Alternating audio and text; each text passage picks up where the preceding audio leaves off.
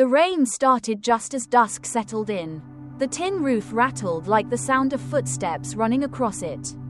Dung sat hugging his knees in the small room, the flickering yellow light casting his shadow on the wall, wavering, as if someone else was sitting beside him.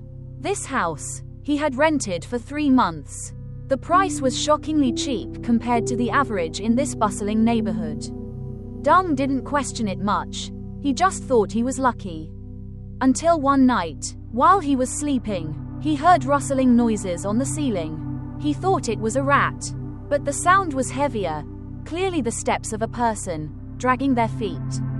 The first time, he thought he was sleepwalking, but the sound repeated, night after night, and then one evening, when he looked up at the ceiling, Dung saw a small water stain seeping through, shaped like a handprint.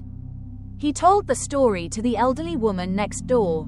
She froze for a while, then said only one sentence. "Don't look up at the roof, child." That night, Dung lay in bed, not daring to close his eyes. The rain grew louder, and then, just as the old woman warned, the footsteps returned. Slow and heavy, Dung opened his eyes. He didn't mean to look, but something made him turn his head. On the roof, peeking through the skylight, was a shadow, not the shadow of a tree, and definitely not of a normal person. It was long, stretched, its feet not touching the ground. The shadow just stood there, motionless, staring directly at him. Dung froze. His body felt like it was trapped in ice. Unable to move, the light bulb flickered, then went out completely. When the light came back on, the shadow was gone, but on the floor, there were footprints, soaked wet, as if someone had just walked in from the rain. He screamed and rushed out the door. The next morning, Dung returned to the house, planning to pack his things and move out.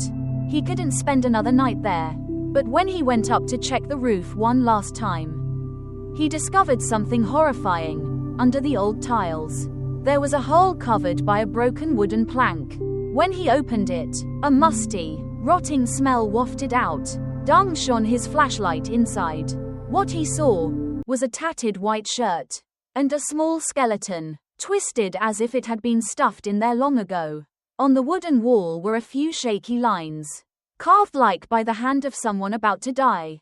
"I don't want to die. Don't leave me alone."